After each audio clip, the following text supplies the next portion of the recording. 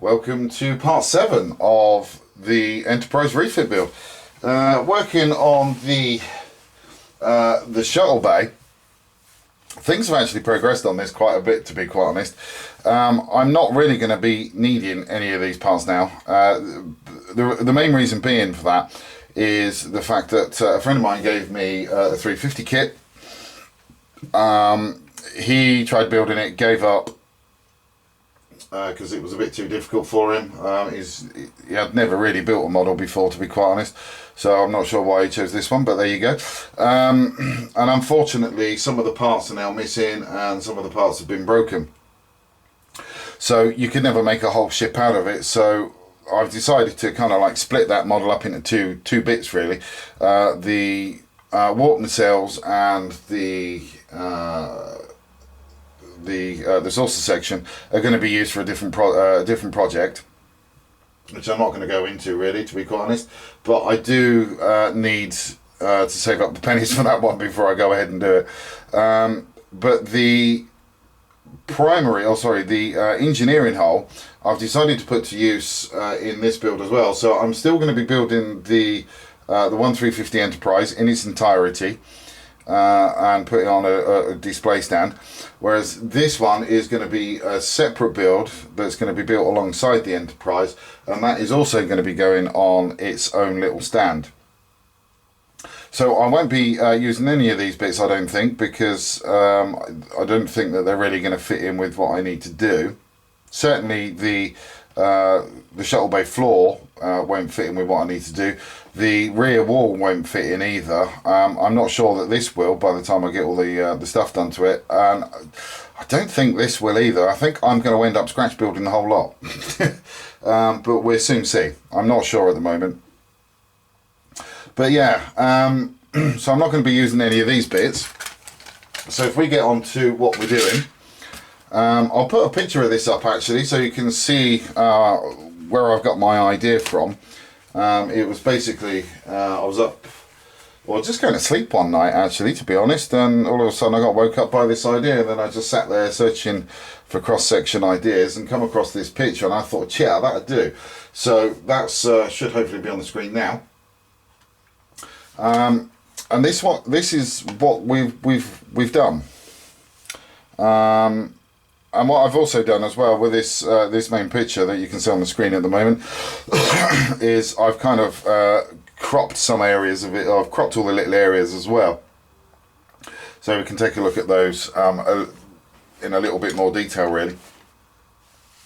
But basically what we're going to do is the whole of the inside needs to be scratch built, because the shuttle bay landing area, the shuttle bay storage area, the lift or the elevator, if you like, for the shuttlecraft, and also the cargo storage area should really go from one side of the hull to the other side of the hull, with walkways down either side. And then you've got the shuttle bay boxed in, and there would also be some little stowage areas around as well, and then you've also got the different girders and support beams, etc., that go in there as well. So if we bring up the first picture and take a look at this cutaway here, this is really predominantly for the landing bay area. This particular part here, I think, to be quite honest, I might need to cut down a little bit more. I'm not sure. I just need to, once I've got the shuttle bay floor built, I'll then be able to better judge whether I need to actually lower that at all or not. So we've also got the flight control room that sits in this area too, that's going to need to be scratch built, along with the little corridors and the stairs and everything that go up to the control room. If we move over to the next picture, this one would just dictate the sort of back of the landing bay, and also the beginning of the elevators for the shuttlecraft going to the landing bay, into the storage area. This particular part here I'm most probably going to cut down a little bit more so we can actually see into the shuttle bay area, into the storage area. This section here will basically show the end of the elevators and the beginning of the cargo storage area. and also some other little bits and pieces. This area here will show the back of the cargo area.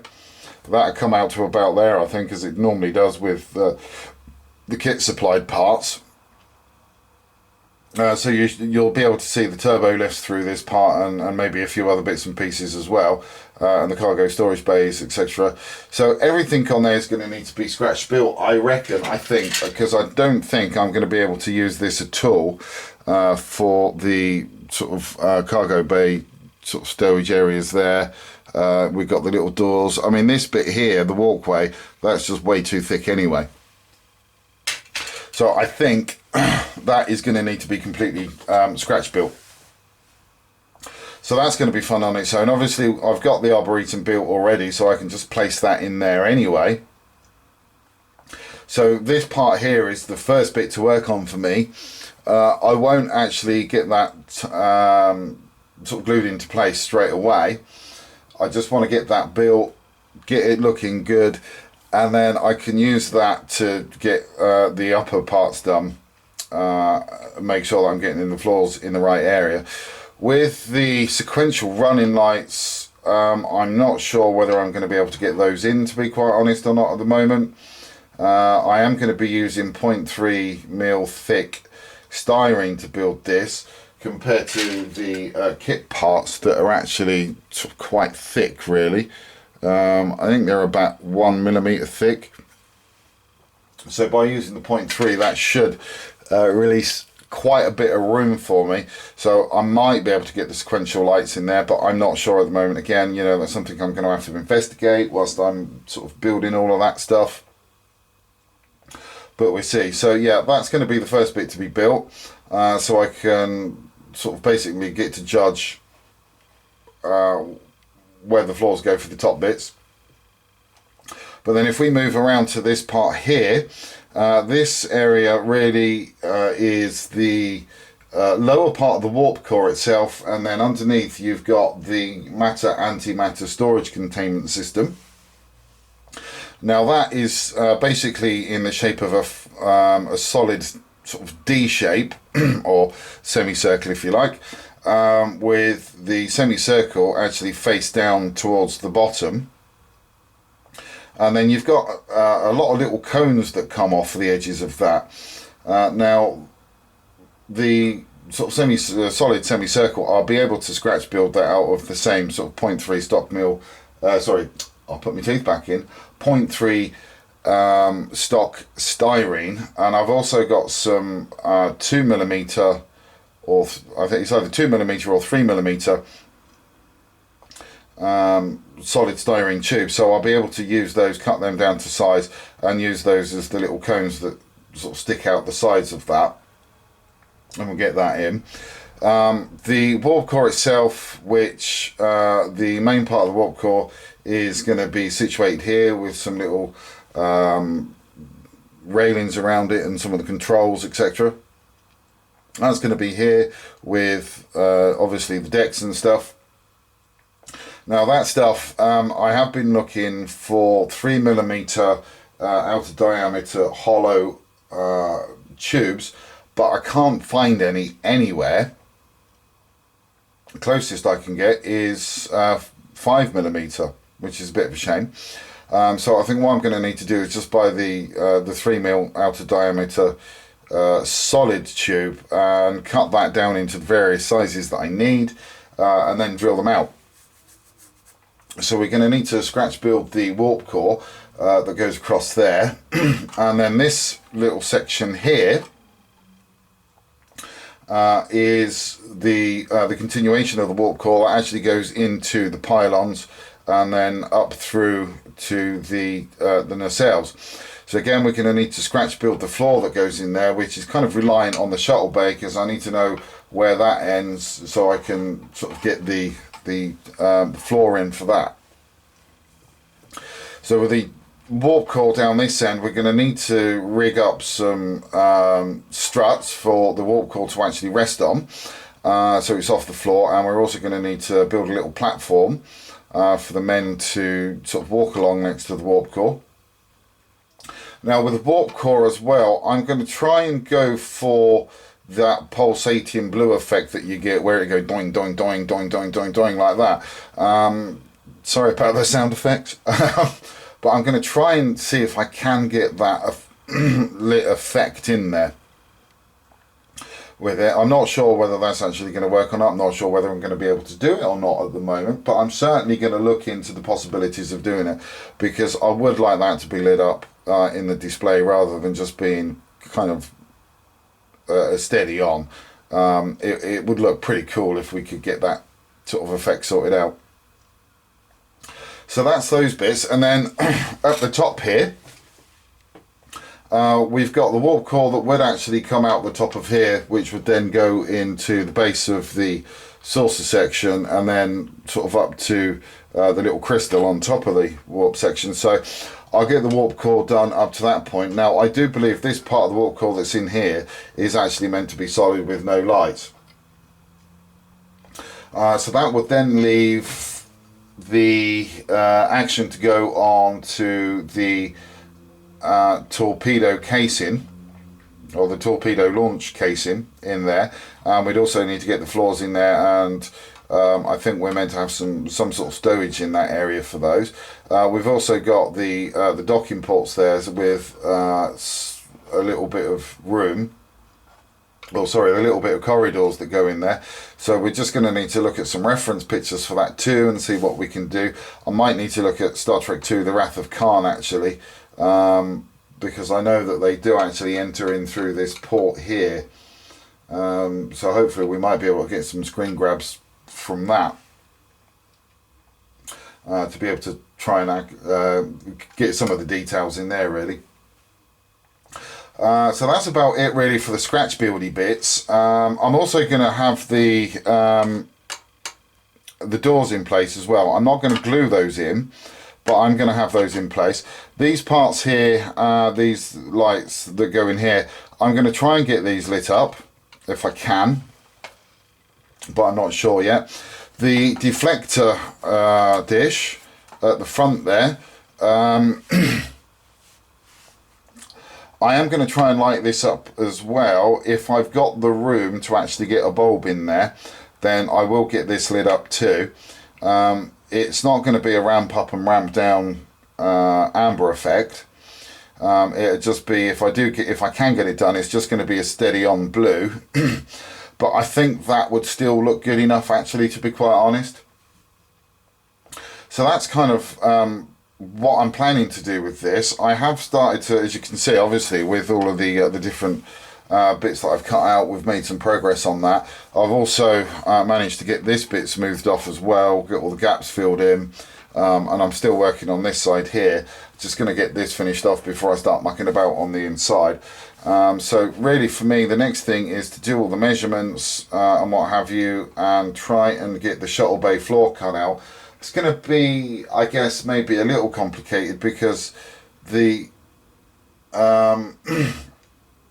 because it's going to be on 2 different levels, or sorry, it's going to be on 3 different levels. So I'm going to need to get the bottom part of the floor sorted out first. Then I'm going to need to get this ramp part sorted out, or sorry, the elevator section is going to need to be sorted out. But that can be a fairly long piece that actually goes right up underneath the landing bay itself. Because that does extend all the way out through, and then over the top of that you need the actual landing bay itself. So that's going to be a little bit complicated as to what goes where, how, and how long is it going to be, etc, etc. So it's going to be a little bit tricky to sort of get all of those measurements. What I will do is I will use the old base. I think this is the A anyway, so it's not a problem. I will use this to try and get the template marked out, so I know kind of where we're going with this, and then that actually helps save me mucking up this, because I don't want to muck that up. So because this was the old A bottom section, it doesn't really matter if this gets mucked up, so I'd rather do all my sort of calculations and cutting etc on this bit here. So yeah, that's about it for the moment. Rambling on long enough there. As soon as I've started to make some progress on this particular part, I will come back to you, and hopefully we'll have some pretty good progress on it. Well, the MEV board came in from Tenor Controls, and also the Photon torpedo control board. So they've both come in and they're absolutely fantastic. I am absolutely shocked at the amount of stuff that's on this board actually, compared to its size. I mean, this board is not only doing the chase sequence lights, but it also does the ramp up and down effect on the deflector array. You've got the the warp nacelles on there as well that you controls. You've also got the anti-collision lights, the navigation lights, you know, so you got a lot of stuff going on just such a teeny tiny board. You know, so I'm really actually really impressed with this board. I love it. So at the moment, all I'm doing is I'm just testing the chase sequence lights there. Now, the good thing is with the instructions that Ralph supplies, they are actually kind of idiot proof actually. You know, me, electricity, I normally call it electrickery, because it is fairly tricky, and wiring diagrams, as far as I'm concerned, you need a degree in rocket science to be able to understand them, let alone read them. You know, I just find the whole thing very bizarre, and I've never for some reason been able to wrap my head around the whole thing. You know, it could be something to do with the fact that I'm sort of a Neanderthal,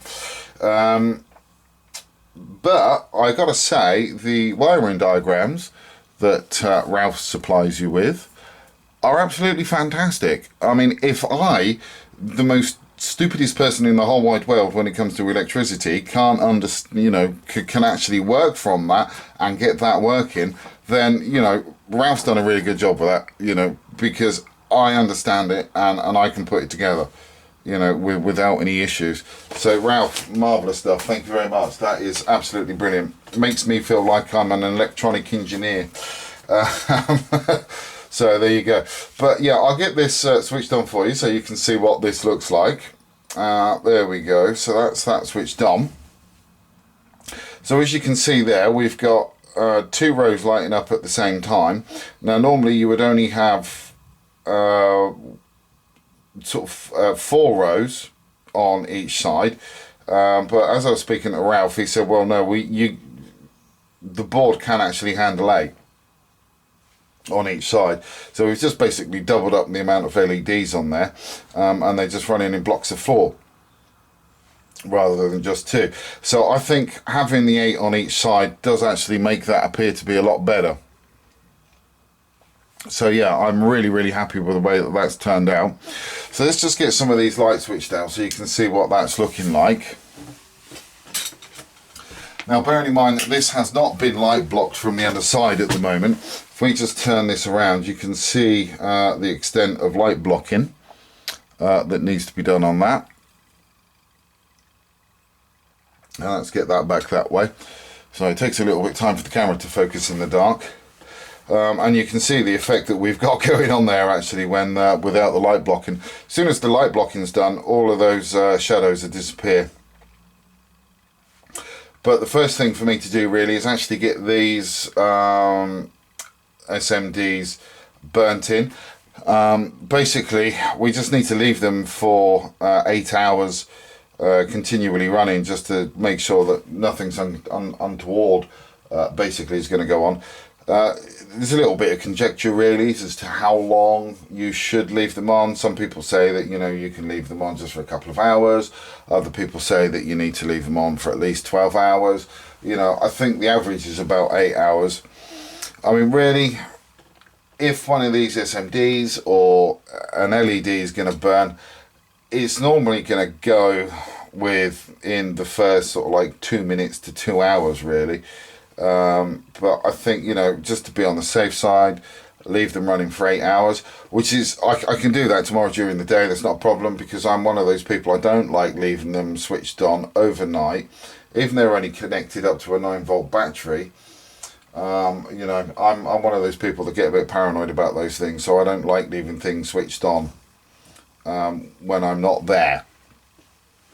So I'll do this during the day whilst I'm getting on doing other things, really. And then once I've done that and I'm happy with the fact that they're all working, I'll then be able to go in and light block them from the underside. Once that's done, I'll then be able to start building up the whole of the shuttle bay itself. So I'll be able to get the side walls in, be able to get the back wall in, be able to get all the photo etch in for the railings, etc. I'll be able to get some little people painted and get those in there. Hopefully I'll be able to get some worker bees in there too. One of the other things as well that I'm sort of toying with the idea of doing is not actually gluing the little shuttlecraft down. I think what I'm going to do is I'm just going to leave those freestanding, so I won't put those into the shuttle bay until such time that the whole model's on its stand, and then I can just muck about with those and either put one in or both in and have them at different angles, you know, etc. And then that way I've got the freedom to be able to move those or just remove them completely. So I think that's the way to go on that one. So yeah, I'm just going to get these burnt in at the moment, and as soon as that's done and I've started to make some more progress on getting the shuttle bay built up, I will come back to you. The next stage for me is to now start putting all of the bits together for the shuttle bay. Purposely got this out just to show you what needs to be done around the shuttle bay here. I'm already starting to test the lights. They've been running now for about an hour non-stop and they're working pretty much well okay. So I'm kind of hopeful that nothing's going to go awry with those. But the turbo lifts, we do need to light those up. We're going to need to light those up from the bottom and also the top. Now with these, I'm not going to glue them into position. The reason being is the fact that obviously they're going to be sandwiched between the floor and also the ceiling, so they're not going to go anywhere when they're in. Plus the fact, the other reason why I don't want to put any glue on there is because I don't want the glue to start melting the plastic and then start to obscure the actual light that's going to go into them. Plus the fact, on top of that, they're going to be super glued at the top and the bottom anyway, which, you know, will kind of lock them into place anyway, so that's not really too much of a problem.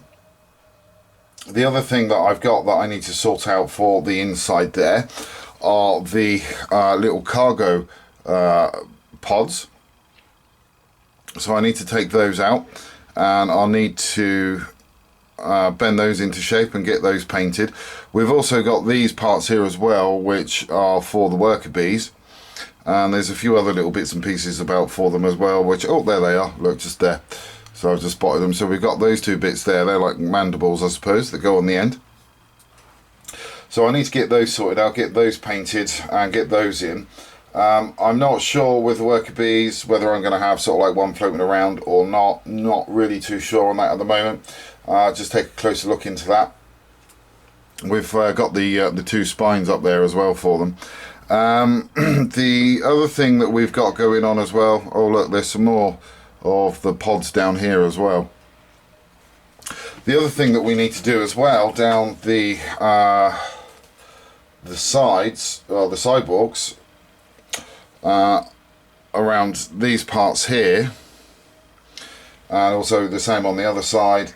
And then we've also got this part here, which is completely inaccurate really, to be quite honest, but we've got that part there as well. So we've got these railings that need to go on there, so I will be putting those on there.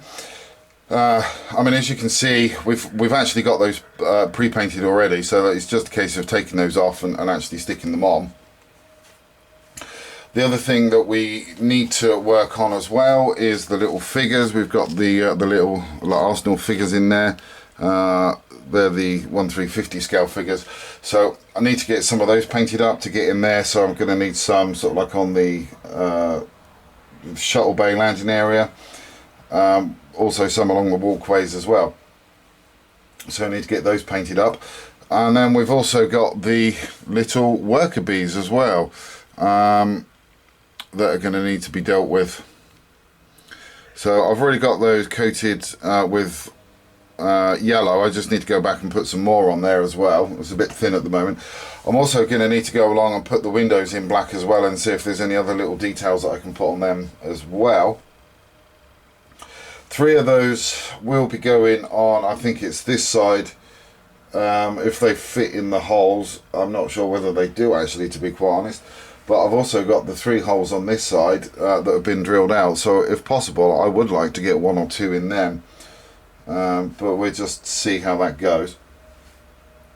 So there is sorry, excuse me, there is quite a bit of work left to do on this, and it's going to take a few days to get this done. And as I said, we've also got the little shuttlecraft as well. Not sure what we're going to do with those at this time. Do we put one there or do we not? I'm not sure really, to be quite honest. Not really sure how we're going to do that. I mean, these are either too big or not in scale with the rest of the ship, or the landing bay itself isn't in scale with the rest of the ship. Not really sure which way that round is. I would imagine it's most probably the landing bay actually not in scale. But we'll have a look at that and see what we can do with those. As I say, I'm not quite sure yet whether I'm going to leave them in, permanently attach them in, or just leave them loose so I can just put them in and take them out whenever the mood sort of captures me. So that's where we are at the moment. So I'm going to begin with, I think, just going to start working on the little cargo hatches, cargo pods, sorry, get those sorted out, get those in, because it's going to be a bit tricky to sort of get those in once all the sides are on. Once they've been taken care of, then I will work on the sidewalks as well, get the railings in for those.